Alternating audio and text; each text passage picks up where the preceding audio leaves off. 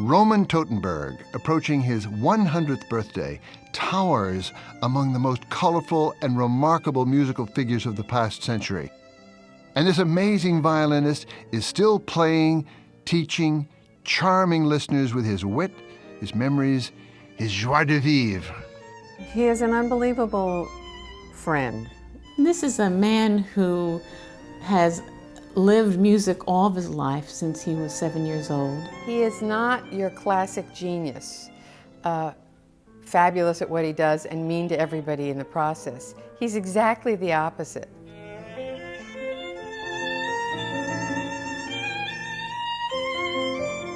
Roman Totenberg is one of the most gifted violinists one can imagine. You know, a fabulous facility, a terrific ear, beautiful sound. He's a constant reminder of the essence of the art of music and how it's passed on from generation to generation. I think you're a little bit too soft. With the orchestra, you wouldn't be heard. He guides you, and like many of his students I know, they come to him as more than a teacher. He knows so much, and just incredible. He's touched so many lives, mine very deeply. He's a historic figure of considerable magnitude. Every time somebody asks him about his life, I learn something new that he never told me before.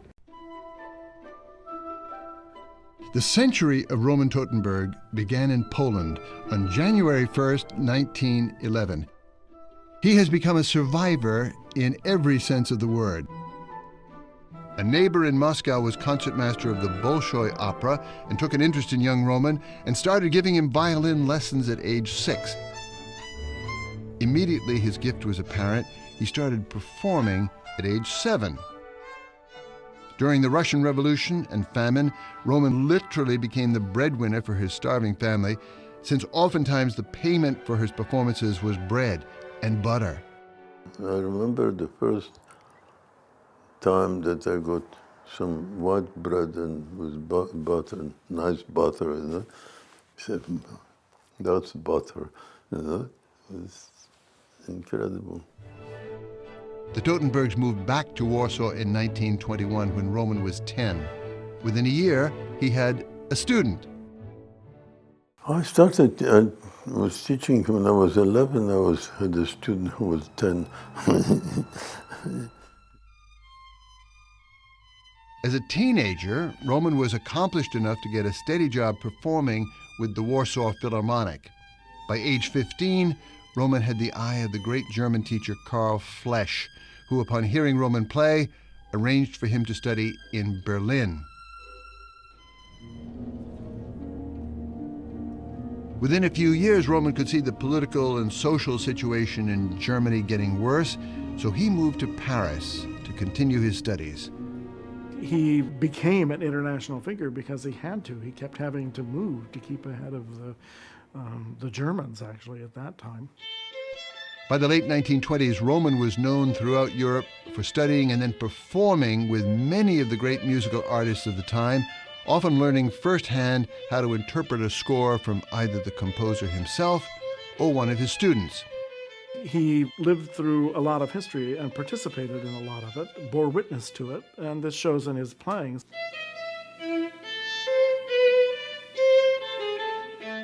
Roman toured the United States several times between 1935 and 1938. President and Mrs. Roosevelt heard his playing and invited him to perform at the White House. He had recently played in Italy, where the great story he tells, as impressive as it was to play for the King of Italy, you had to basically back out of the room and virtually, half bow down. And meanwhile, you go to the White House and Eleanor Roosevelt is serving dinner and tea on the floor, and the Vice President has his shoes off. It's just such a wonderful, informal culture and so open that I think he felt completely thrilled by it, excited, and fell in love with this country. After he came to America, he became a very important figure in American musical life. I mean, he was a major advocate in the early days of the Barber Violin Concerto, which he helped establish in the repertory.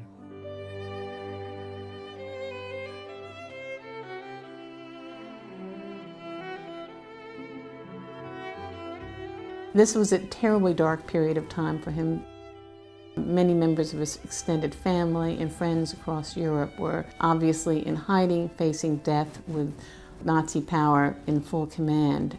He was in the midst of a funk with this, and this burst of light, which was my mother, comes into his life.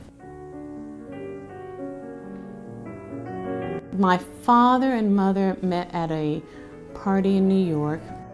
I invited her to go on the balcony there or something, and she refused. She said, "I'm not interested."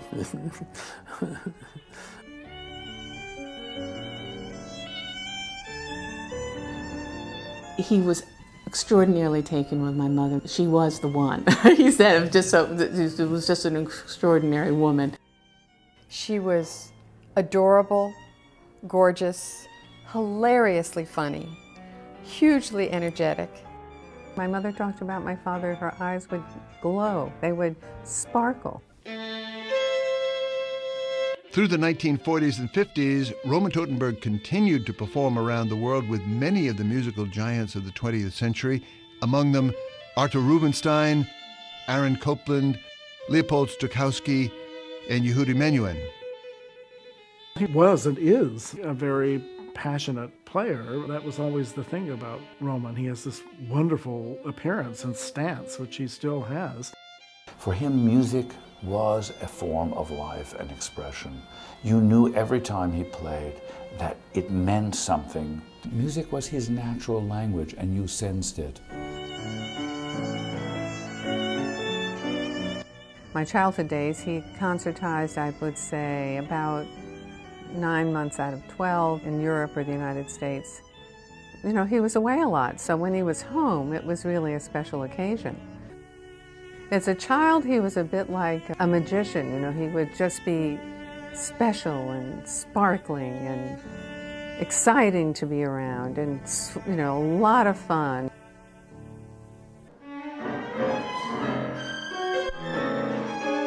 He would play the most difficult pieces earliest in the morning. So I would, as a teenager, I would be waking up to, oh, what was that? I never felt afflicted by that famous person's child syndrome.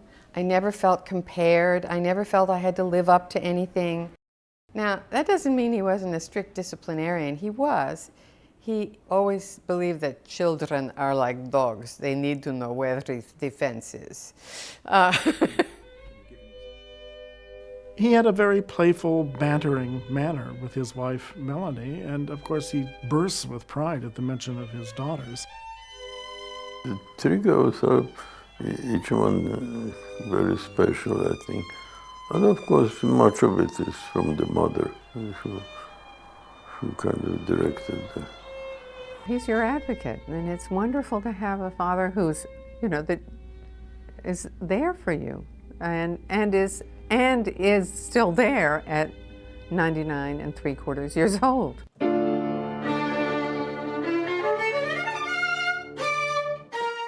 He was the product of the major teachers of his time, and he, of course, became a major teacher to students in generations past him.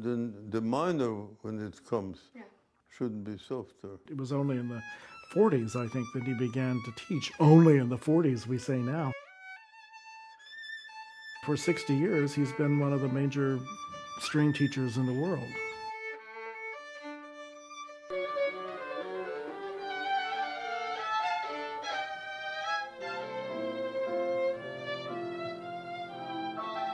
The coterie of his students and former students, and the former students of whatever age who surround him, who still really breathe life into his life still, is a reflection of this master teacher that he is. He would explain things extremely efficiently. Maybe you can use more bow for this. He was very rarely talkative, and he would demonstrate. in a very kindly way. He would never operate by fear, but by encouragement. No, that's quite all right. A little bit on the slow side. Yeah. So everything that he said was memorable because it happened rarely. Roman is a special person when you first meet him. Doesn't matter if you don't know this man, what he does, but you feel the character. This is a new idea. He's always been a teacher who has encouraged me to do my very best, and has always done it in such a way that you felt supported, and magically so. He was always very happy. That always meant a lot to me, whether I was having a bad day or a good day playing. He would always be there to be reassuring and comforting. The story of the School of Music at Boston University is the story of its faculty, and Roman Totenberg is a great asset within that context. Roman is the last of the Mohicans. He is a real exponent of violin playing when violin playing was a matter of the soul. He really understood the violin as an extension of the player's humanity.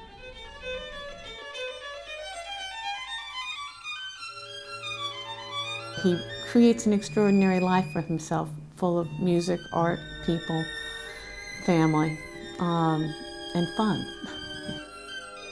He is the most incredibly sweet human being.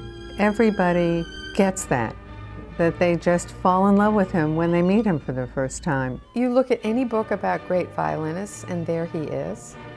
You look at any book about great teachers, and there he is. And I think that's, an incredible life to be celebrated that continues.